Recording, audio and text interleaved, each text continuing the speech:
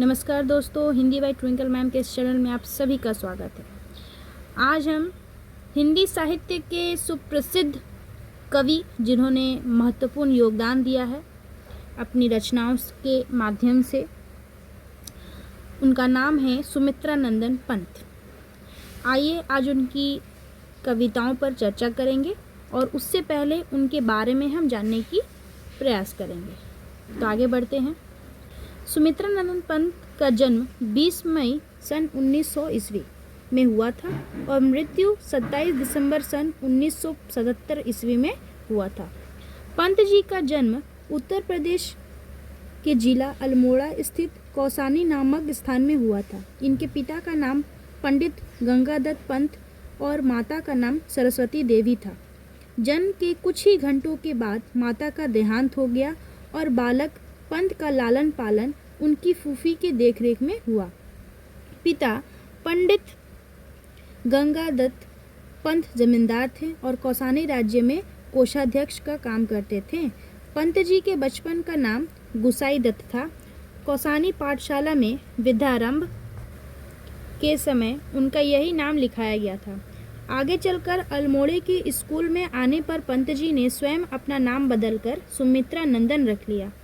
अल्मोड़े से पंत जी को उनकी शिक्षा के लिए काशी भेजा गया। वहाँ के जय नारायण स्कूल हाई स्कूल से उन्होंने स्कूल लिविंग की परीक्षा पास की और फिर उच्चतर शिक्षा के लिए प्रयाग चले गए।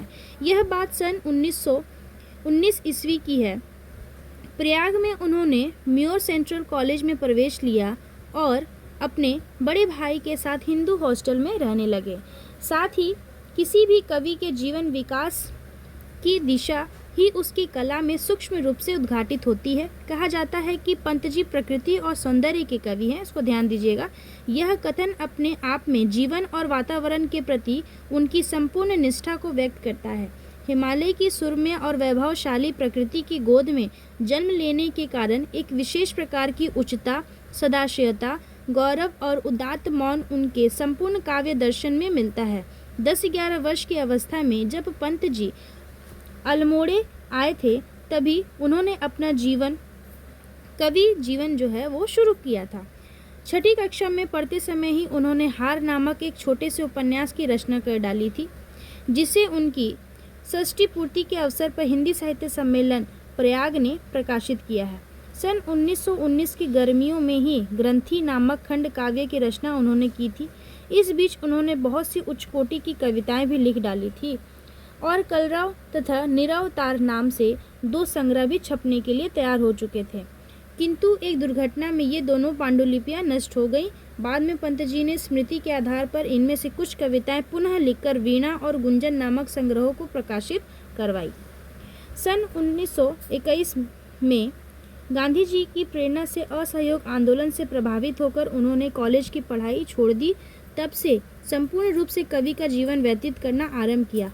प्रयाग विश्वविद्यालय के तत्कालीन अंग्रेजी विभाग के प्रोफेसर पंडित शिवाधार पांडे के प्रोत्साहन के फलस्वरूप उनका पहला काव्य संग्रह पल्लव सन 1924 ईस्वी में इंडियन प्रेस प्रयाग ने प्रकाशित किया।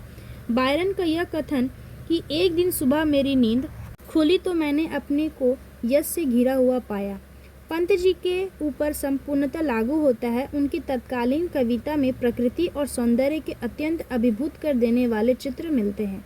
साथ ही भाषा का एक सौष्ठव माधुर्य एवं सर्वथा एक नवीन और मुग्धकर रूप पाठक को एकाएक चकित कर देता है। पंत जी का आगे का काव्य विकास उनके सवेतन जीवानुभव कर देता है। पंत जी का आगे का काव्य विकास और चिंतन की सजगता के बीच हुआ है। इसलिए वे स्वस्थ, नवीन और जागरणशील युग धर्म को अपनाने में हिंदी कवियों में सदा अग्रणी रहे हैं। इसके लिए उन्होंने पूर्व और पश्चिम के दर्शनों और सांस्कृतिक मान्यताओं का गहरा अध्ययन किया है।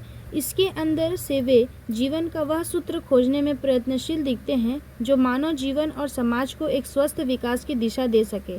शायद उनके काव्य और जीवन दोनों की खोज वही रही है। इस खोज के सिलसिले में साम्यवादी दर्शन के संपर्क में आए, फिर अरविंद के उद्धव चेतनावाद के संपर्क में और फिर वेदनाकालीन स्वच्छंद प्राकृतिक चेतना के संपर्क में।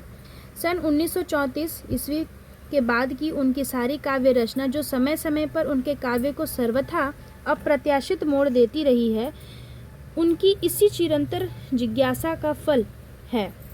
उनके इसी सतत विकास के चरण चिन्ह हैं उनके काव्य संकलन। अंत तक पंत जी अबाध गति से काव्य रचना में संलग्न रहे। पंत जी की रचनाओं का क्रम इस प्रकार है: काव्य संग्रह, उच्छ्वास, वीणा, ग्रंथि, पल्लव, गुंजन, युगांत, युगवाणी, ग्राम्या, स्वर्णधुली, स्वर्ण किरण, मधुज्वाल, उमर खयाम की रचनाओं का भावानुवाद है यह। युगपथ, उत्तरा, अतिमा, वाणी, कला और बूढ़ा चांद, किरणवाणी, पौ फटने से पहले, गीतहंस और लोकायतन महाकाव्य। चुनी हुई कविताओं का संकलन, पल्लविनी, आधुनिक कवि, रश्मिबंध, चिदम्बरा, हरि बांसुरी, सुनहरी टेर और तारापथ। चिदम्बरा के लिए सुमित्रा नंदन पंत को 1968 में ज्ञानपीठ पुरस्कार से सम्मानित किया गया था, इसको ध्यान में रखिएगा। गद्य कृतियाँ, हार, उपन्यास, 5 कहानियाँ, शिल्प और दर्शन, निबंधों, भाषणों और वार्ताओं का संकलन, छायावाद, पुनर्मूल्यांकन, कला और संस्कृत, काव्य रूपक, ज्योत्सना, रजत शिखर, शिल्पी, उत्तरशती, काव्यात्मक जीवन चरित्र, मैं और मेरा जीवन। तो इसी प्रकार हमने सुमित्रा नंदन पंत के बारे में पढ़ा, उनके जीवनी को पढ़ा और आगे की वीडियो में हम इनकी रचनाओं के बारे में जानेंगे। धन्यवाद।